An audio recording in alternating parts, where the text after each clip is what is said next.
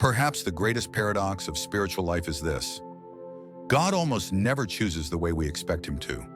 While many believe that being chosen is synonymous with ease, constant peace, and open paths, reality is usually the opposite. The chosen often face pressure far too early, carry a weight that doesn't match their age, and hold questions that no one around them can answer. And what if I told you that this constant sense of struggle isn't a sign of rejection, but of selection? Many people go through life emotionally numb, but some feel everything deeply. And that is not weakness, it is spiritual sensitivity. It is God in the heart awakening something that cannot be ignored. In this video, you'll understand why God doesn't choose the strongest by human standards, why the process hurts before it makes sense, and how to recognize whether what you're living today is part of a greater calling. Maybe for the first time, your story will begin to make sense. Now let me ask you something. As you watch, comment below if any season of your life has ever made you ask, why me? Leave a like if this topic speaks to you and subscribe to the channel, because what you're about to hear isn't common, but it may be exactly what your spiritual awakening needed to finally make sense. There is something curious that the chosen notice early on, even if they can't fully explain it. Life has never felt light. From a young age, there's an invisible pressure, a weight that doesn't seem to fit the season of life. And make no mistake, this doesn't happen by accident. When God places a greater purpose on someone, he does not prepare ordinary destinies for ordinary people. Spirituality begins to whisper long before everything makes sense, and the heart feels it before the mind understands. A seasoned mentor would say that the process of being chosen rarely feels like a choice. It feels like delay, confusion, sometimes even injustice. Many of God's chosen grow up believing there is something wrong with them, when in fact something is being built within them. God in the heart doesn't manifest at first through applause, but through silence, pressure, and early responsibility. And no, being chosen does not mean an easy life. It means a purposeful one. Maybe as you hear this, something tightens inside you, like recognizing your own story without ever having told it out loud. If your life has been marked by internal battles, constant demands, and a strange sense that there's something more, this is no coincidence. Spiritual awakening often begins this way, uncomfortably. And it is right here that the first sign of the chosen appears, exactly where most people give up and turn away. There is a widespread and deeply mistaken belief that God chooses the strongest, the most confident, the most admired. But spiritual reality operates by a different logic. While the world values appearance, status, and approval, God looks at the heart, sensitivity, and inner availability. Many of God's chosen have never felt good enough by human standards, and ironically, that was already part of the process. True spirituality is not born from an inflated ego, but from a surrendered heart. It's common for the chosen to feel out of place, as if they never fully belong anywhere. And here's something rarely said. Social rejection often precedes divine selection. God separates before he aligns. Precisely so, identity is not confused with external approval. When God in the heart begins to awaken, a person realizes they cannot depend on validation from others to exist. It hurts, yes, but it also matures. A wiser mentor might say something simple yet profound. If everyone understands you, maybe you haven't been set apart yet. Many chosen people spent years trying to shape themselves to fit in, only to realize they were never meant to blend in, but to fulfill a specific purpose. This spiritual awakening often comes with a quiet question: why was I never like the others? And that unanswered question begins preparing the ground for something much greater ahead. Every calling begins internally, and it is rarely pleasant to witness. Before God builds something solid, he dismantles what is fragile, illusory, or inflated by ego. God's chosen go through a deep season of inner breaking, where identity, emotions, and certainties seem to collapse at the same time. Confusion, emptiness, and the unsettling feeling of not knowing who you are often emerge. Spirituality enters silence, while the heart learns how to listen. Many interpret this phase as failure or punishment, but a wise mentor knows better. This is preparation. God does not break to destroy, He breaks to align. When God in the heart begins to work, old masks fall, human expectations lose power, and ego is no longer the center. This process hurts because it disrupts who a person thought they were, but it also creates space for who they must become. Spiritual awakening here doesn't come with answers. It comes with questions. Maybe you've lived this without realizing it. Days when nothing makes sense, plans that lose their shine, relationships that can't support who you're becoming.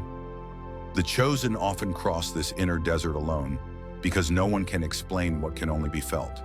And the question that echoes in the silence is this: have you ever felt lost, not knowing who you are or where you're going? That question isn't meant to confuse you. It prepares the ground for the next stage of the process.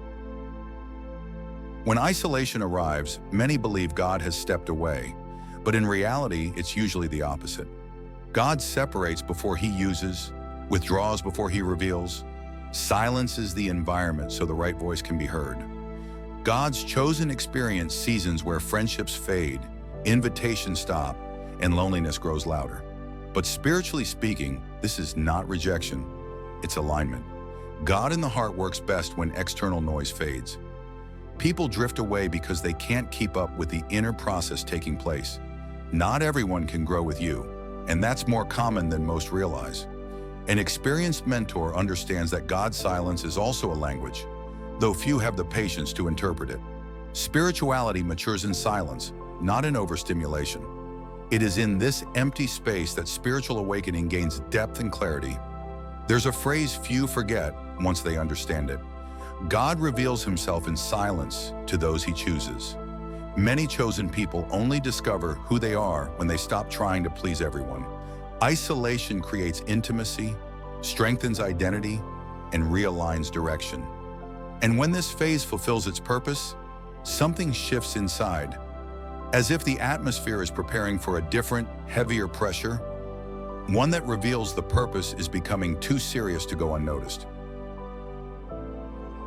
There is a pattern few notice, but every chosen person recognizes in hindsight. The more real the purpose, the stronger the opposition. God's chosen don't face ordinary problems alone. They face emotional attacks, persistent doubts, unexplained fears, and a fatigue that rest doesn't cure. This doesn't mean spiritual weakness, it means threat. When God in the heart awakens something great, the environment reacts. A wise mentor explains it simply. The enemy doesn't waste time on those who are already stopped. That's why confusion targets those who cannot stop. Repetitive thoughts, feelings of incapacity, and the urge to quit appear as if they were your own ideas, when in truth they are carefully placed distractions. Spirituality at this stage is tested in the emotional battlefield, where few learn how to fight. Spiritual awakening becomes a silent inner war. Here is a freeing truth. Attacks are not signs of failure, they are signs of impact. If you feel constantly pressured inside, maybe you're not broken, maybe you're at war. Many chosen people spent years trying to fix themselves, when what they really needed was to understand the spiritual landscape around them. And when that awareness begins to rise, an inevitable question appears. Why does the fight intensify exactly when you decide not to quit? There's something few want to hear, but every experienced mentor confirms it. God tests before He trusts. The promise may be great, but character must be greater. God's chosen go through silent tests, unnoticed, unapplauded, often misunderstood. Tests of patience, obedience, and faith arise precisely when everything seems still. God in the heart teaches that haste and purpose rarely walk together. Many wonder why the promise takes so long, and the answer is uncomfortable. It's not delay, it's preparation. The inner structure must be strong enough to sustain what is being requested. A mentor would say plainly, what arrives before maturity becomes a burden, not a blessing. True spirituality matures when a person remains faithful even without clear answers. Spiritual awakening here demands endurance, not emotion. Maybe you've lived this. Doors that don't open, plans that are always almost, and the constant feeling of being silently observed. And the honest question that echoes within is this: would you be able to sustain today what you keep asking God for? That question isn't meant to accuse you, but to prepare you, because those who pass the test begin to notice small signs that things are aligning. After so much waiting, God doesn't confirm everything at once, and that is intentional. God's chosen begin to notice small signs, subtle adjustments, inner confirmations that make no noise, but bring peace. It's not a grand announcement, it's a quiet alignment. Mature spirituality learns to value these details because it understands that God in the heart speaks first through conviction, not spectacle. Spiritual awakening becomes steadier, less anxious. An experienced mentor would say that faith grows alongside the calling. When a person is faithful with limited understanding, more clarity is released gradually. An unexpected encounter, a repeated word, a door opening at the exact moment. None of this is coincidence for the chosen. These are progressive confirmations designed to strengthen, not overwhelm. God knows that revealing everything at once would produce fear, not maturity. That's why this statement carries so much truth. God doesn't reveal the entire destination, so He doesn't scare you. Every confirmed step demands greater emotional and spiritual responsibility. And when the heart understands this, something shifts. The person stops asking when and starts asking, how can I be faithful now? That inner adjustment prepares the ground for an even deeper revelation, one that shows the calling was never just about you. At some point along the journey, God's chosen realized something that changes everything. The calling was never merely personal. The pain, the waiting, and the tests exist not only to shape character, but to create impact beyond the individual. When God in the heart expands vision, a person understands that their story carries purpose, not randomness. Mature spirituality sees meaning even in scars. Spiritual awakening shifts from survival to mission. A wise mentor often says that God does not waste suffering. What almost broke you is exactly what will support others when they are falling. The chosen learn, often without realizing, how to listen, guide, and carry others, because they have walked internal paths few could endure. Pain becomes a bridge, not a prison. God uses those who survive to reach those still trying to breathe. Maybe you've never thought of it this way, but your journey speaks to people you haven't even met yet. Testimony is born from survival, not perfection. And when this awareness settles in, a powerful question arises. What if everything you lived through wasn't meant to destroy you, but to prepare someone who hasn't crossed your path yet? That question opens space for something practical, for how you must position yourself from here on. With this awareness comes a silent responsibility, how to remain firm throughout the process. God's chosen learn, often through pain, that comparison is one of the greatest traps along the way. Every calling has its own timing, rhythm, and form of manifestation. Watching others too closely breeds anxiety and steals peace. God in the heart teaches focus on what is being built internally, not what is being displayed externally. An experienced mentor emphasizes 3 simple but powerful pillars: faithfulness, consistency, and non-negotiable values. Remaining faithful without full understanding is a sign of spiritual maturity. Caring for your spiritual life through silence, sincere prayer, or daily reflection strengthens the inside to withstand the outside. And above all, never trade values to ease temporary pain, because shortcuts charge high interest later. Spiritual awakening demands firmness, not haste. Those who remain firm in the process sustain the calling. This isn't a poetic phrase, or it's a spiritual law. Many start well, but few remain when waiting stretches long. And if you've made it this far, you may be wondering what comes next. Because there comes a moment when understanding the process is no longer enough. A clear decision must be made. If you've made it this far, it's important to say this clearly and respectfully. This was not by accident. Content like this doesn't touch everyone, because not everyone has the same level of spiritual sensitivity. God's chosen recognize when God speaks to the heart, even through simple words. Something inside kept you until the end, and that already says a lot about your spiritual awakening. God in the heart draws attention before revealing direction. A wise mentor always reminds us that understanding without decision becomes nothing more than beautiful information. There comes a moment when you must stop running from the process and say, "Yes, I accept what God is doing in me, even if I don't understand everything." Spirituality grows through positioning, not fleeting emotion, and making that choice public, even with a few words, creates a powerful internal marker. So I invite you to do something simple, yet meaningful. Comment below, "I accept the process," and share which part spoke to you most. Leave a like if this touched your heart, and subscribe to the channel to continue receiving this kind of guidance. And remember, God does not choose the perfect.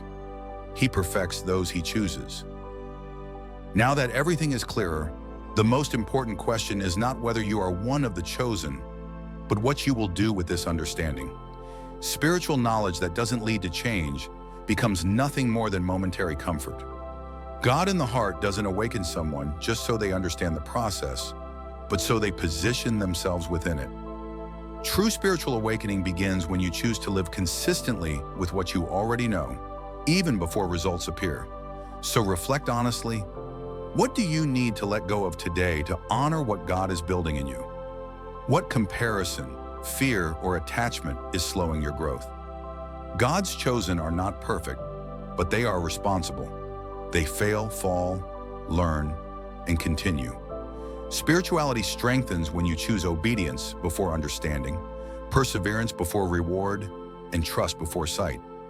Now I want to hear from you. What did this video awaken inside you? Comment below which part spoke most strongly to your heart and what decision you feel led to make today. Subscribe to the channel and turn on notifications, because there is much more direction, clarity, and depth coming. And always remember, when God chooses someone, He does not quit halfway. He finishes what He started.